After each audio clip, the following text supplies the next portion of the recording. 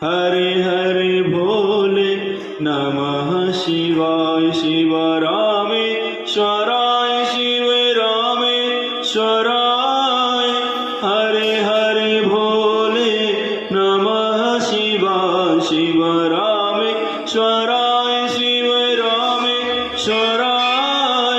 हरे हरे भोले नमः शिवाय। ओम नमः शिवाय। ओम नमः शिवाय। हरे हरे भोले नमः शिवाय। ओम नमः शिवाय। ओम नमः शिवाय। हरे हरे भोले नमः शिवाय। शंकर भगवान की जय। उमा महेश्वर भगवान की जय। शिव महापुराण की जय।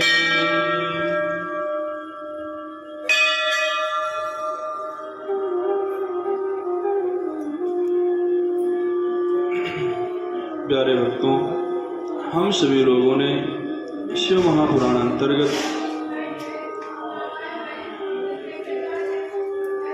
कार्तिक महात्म्य से पहले कई बहुत सुंदर उपाख्यानों को श्रवण किया था, जिसमें हम सभी लोगों ने जाना था कि तारकासुर ब्रह्मा जी के वरदान पाकर के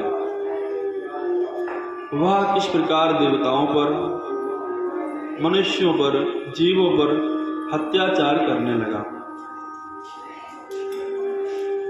क्योंकि तारकासुर जानता था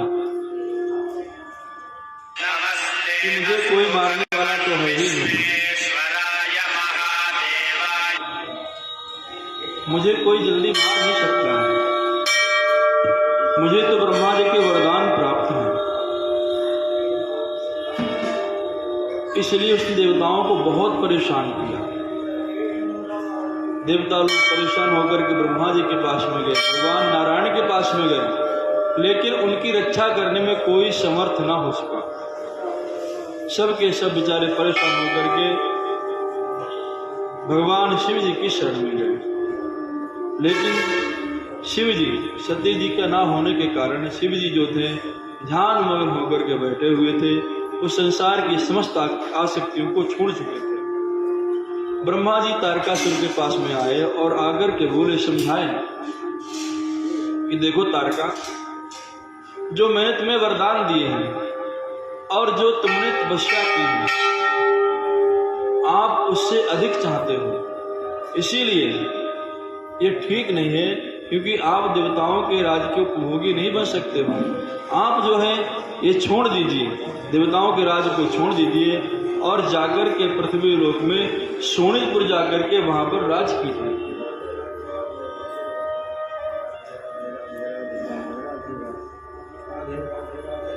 ब्रह्मा जी की बात तो वह मान गया, लेकिन देवताओं पर उसने अत्याचार कोई कम नहीं किए, देवताओं पर अत्याचार करता ही रहा। ब्रह्मा जी कहते हैं नारद से कि नारद, देवताओं तारकासुर से जो परेशान देवता थे, एक बार उन देवताओं के स्वामी इंद्र ने अपने मित्र कामदेव को बुलाया और कामदेव से कहा कि देखो कामदेव, तुम हमारे परम मित्र हो और मित्र का धर्म कहता है, मित्र का धर्म है कि जब मित्र आपत्ति काल में हो तो उसकी सहायता करनी चाहिए, और तुम हमारे परम मित्र हो। इसीलिए इस वक्त मैं बहुत परेशान हूँ। अभी तो मैं ही नहीं, जितने देवता हैं सबके सब परेशान हैं, और जितने जीव हैं वो भी सब परेशान हैं। इस वक्त तारकासुर ने चारों तरफ हाहाकार मचा रखी है। दातुः परीक्षा दुर्भिक्षे रणे शूरस्य जायते आपत्काले तु मित्रस्य शक्तो स्त्रीणां कुलस्य हि। दाता की परीक्षा अर्थात दान देने वाले की परीक्षा दुर्भिक्ष में होती है। वह कितना बड़ा दाता है, अन्न का दाता है। जब चारों तरफ दुर्भिक्ष पड़ जाए, अर्थात खाने के लिए अन्न ना रह जाए, उस वक्त दाता अपने भंडार खोल दे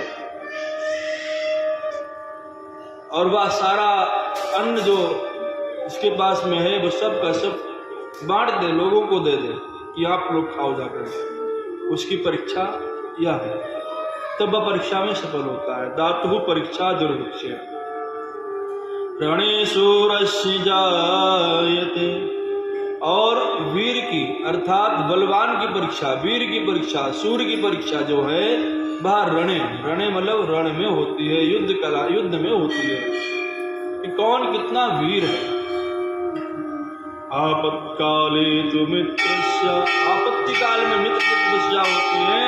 और स्त्रीणाम कुलस्य ही शक्तौ, अर्थात जब पति स्त्री की जो परीक्षा होती है, वह स्त्री की परीक्षा जो है जब पति के ऊपर संकट आ जाए, वह अपंग हो जाए, बीमार पड़ जाए, वह चारपाई पर पड़ा रहे और उस वक्त उसकी धर्म पत्नी सेवा में लगी रहे, समझो वह स्त्री परीक्षा में सफल हो गई। तो इस प्रकार से स्त्री की परीक्षा होती है। धीरज धर्म मित्र अरुणारी, आपत्ति काल परखिए चारी। तुलसीदास जी कहते हैं कि आपके अंदर कितना धैर्य है, धीरज, और आप कितने धर्मवान हैं। धीरज धर्म मित्र अरुणारी, आपके मित्र कैसे हैं, आपकी पत्नी कैसी है, या आपका पति कैसा है, इन सब की परीक्षा आपत्ति काल में होती है। आपत्ति काल पर किए चा, इंद्र ने बड़े बड़े धर्म के व्याख्यान किए मित्र के ऊपर कि मित्र तुम तो हमारे परम मित्र हो, और ये देवताओं का कार्य है, ये केवल अपने मेरा ही कार्य नहीं है, इस संकट से केवल तुम ही बचा सकते हो। इंद्र की बात सुनकर कामदेव मुस्कुराए और बोले, मित्र आप कैसी बात कह रहे हो, आप एक बार कहकर के तो देखो, मैं आपके लिए क्या नहीं कर सकता हूं। यदि आपके लिए कोई तपस्या कर रहा है आपके पद को छीनने के लिए, मैं उसकी तपस्या भंग कर दूंगा जाकर के। आप कहो तो क्या करना है मुझे।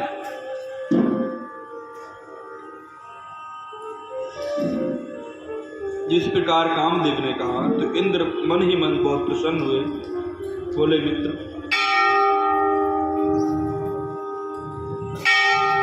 बहुत सी बातें होती हैं जो लोग केवल कहते हैं, करते नहीं, लेकिन मुझे तुम पर पूरा भरोसा है कि तुम हमारे काम को अवश्य बनाओगे, अवश्य साधोगे।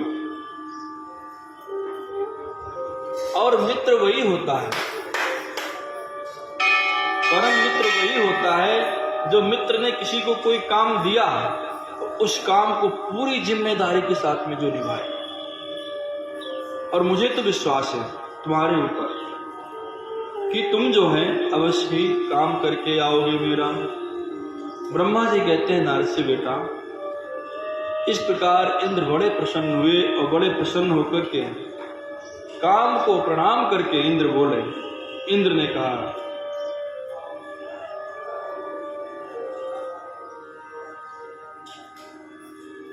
मित्रवर, जो मैं तुम्हें काम बताने जा रहा हूं वह कोई काम साधारण नहीं है, बहुत कठिन है।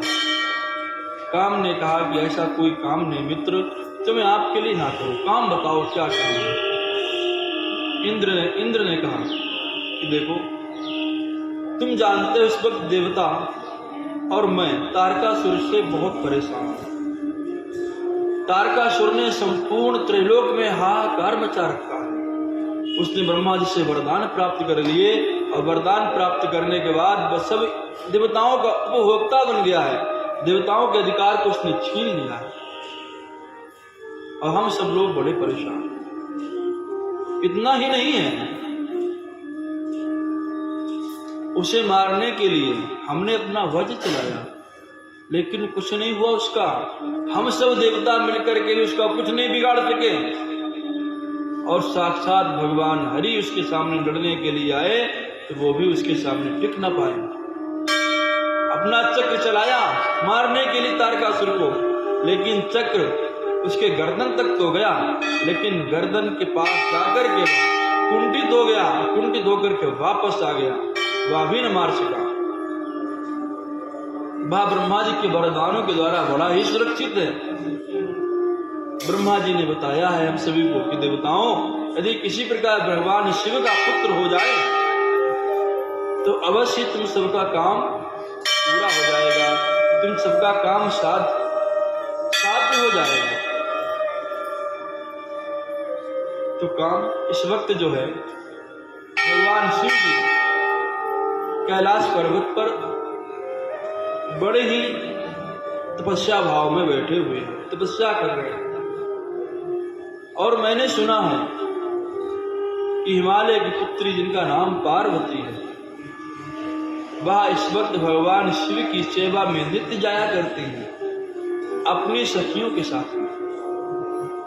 और पार्वती चाहती भी है कि मुझे भगवान शिव पति रूप में प्राप्त हो जाए। फिर जो पार्वती है वही सती थी पहले, सती से ही वह पार्वती बनी है। इसीलिए भगवान शिव की वह अर्धांगिनी पहले से ही है। यदि किसी प्रकार से भगवान शिव का मन का भाव पार्वती के साथ में हो जाए, जिससे कि उनका एक पुत्र उत्पन्न हो जो हम सभी का काम साध सके।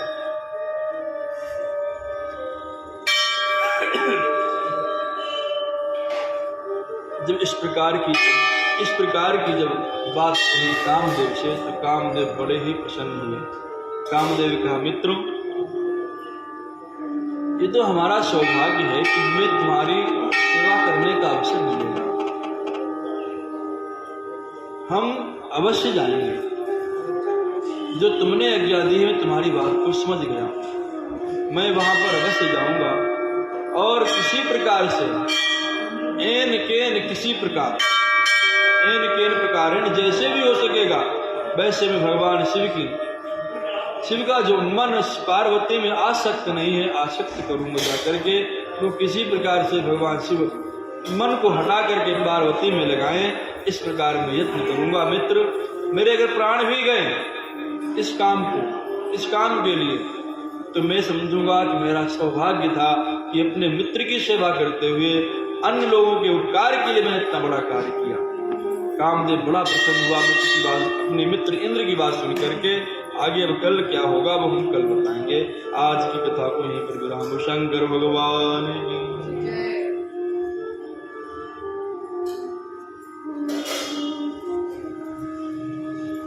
ओम नमः शिवाय, ओम नमः शिवाय, हरे हरे भोले नमः शिवाय, ओम नमः शिवाय, ओम नमः शिवाय, हरे हरे भोले नमः शिवाय। शिव विश्वेश्वराय, शिव विश्वेश्वराय,